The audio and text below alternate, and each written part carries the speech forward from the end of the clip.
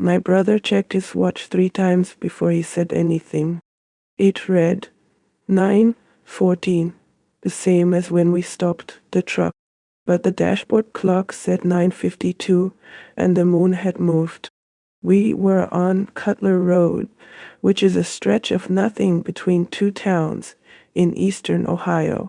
No streetlights, no houses for 4 miles in either direction, just corn on the left, a drainage ditch on the right, and a sky so clear that night that the stars looked wet. I was 19. Daniel was 23. We'd been at our uncle's place helping him close up a barn for the winter, and we were driving home late because that's what you do when you're young and the radio's good. The truck died first. Not the engine, the radio. It dropped out mid-song, and the dashboard lights dimmed like something was pulling current out of the wires. Daniel tapped the gauges. Then the headlights went soft, then bright, then soft again like the truck was breathing. He coasted us onto the shoulder. We both leaned forward over the dash at the same time without saying anything because the light had already started. It was off to the right, past the ditch, low over the field. A single point of amber, the color of a porch bulb seen through fog. It wasn't blinking. It wasn't moving toward us. It just hung there, maybe 200 yards out, at a height that didn't make sense, too low for a plane, too steady for anything else. Daniel said it was a crop duster. I told him crop dusters don't fly at night. He didn't argue. That's the part I remember most. My brother always argued, and that night he just went quiet and watched. The light got brighter, not closer, brighter, like someone turning up a dial, and the air in the cab changed.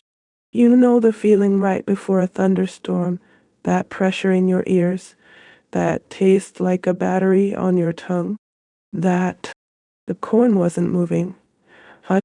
There was no wind, but I could hear it, a dry rustling, like 1,000 husks rubbing together at once. I reached for the door handle. I don't know why. I wasn't going to get out. My hand just went there on its own. And then it was 9:52. I want to be precise about this, because precision is the only thing that's kept me sane.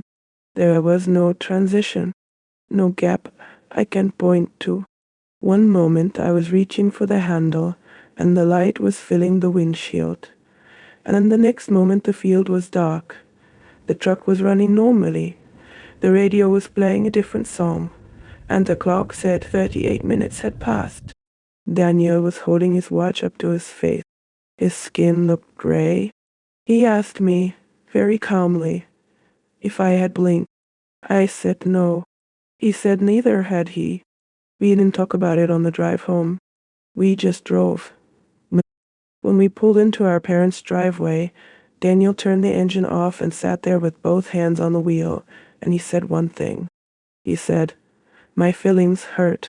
Then he went inside. I didn't sleep. I sat at my window looking out at the dark over the fields behind our house, and around 3 a.m., I saw it again. The amber light, far off over the tree line, exactly the same height.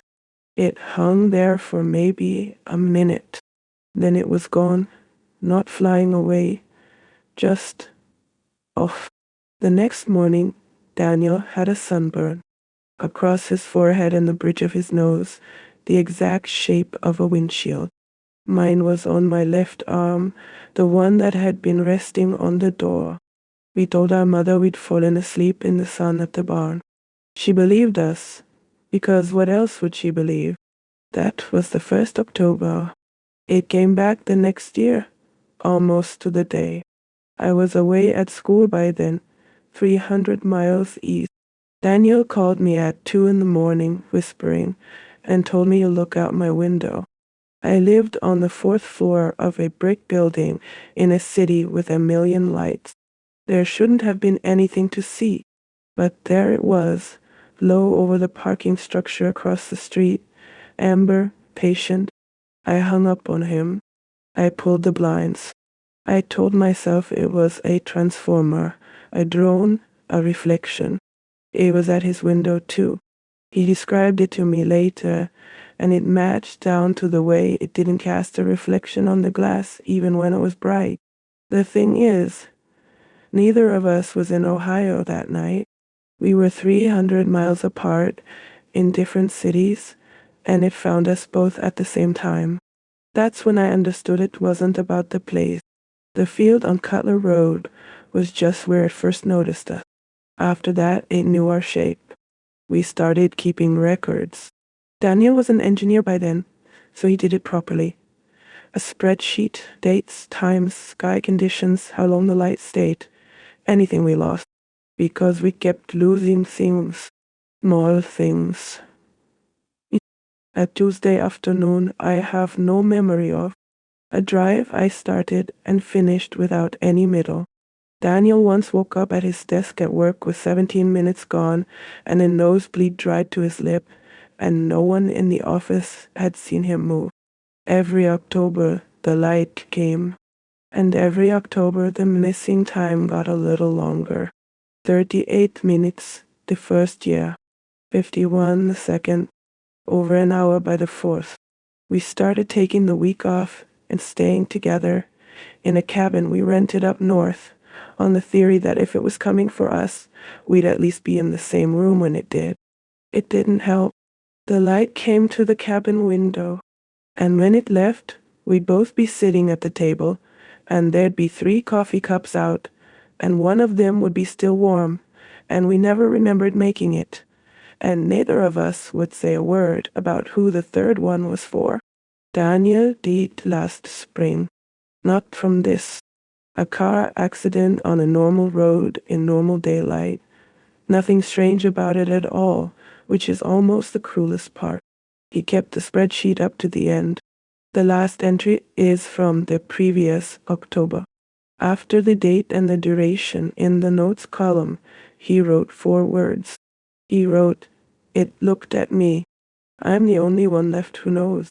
And I'm telling you this now, in the middle of September, because the air has started to taste like a battery again. The corn behind my house is brown and dry. Last night, I heard it rustling with no wind. And this morning, on my kitchen counter, there were 2 coffee cups out, both of them clean, both of them waiting. I never set out to.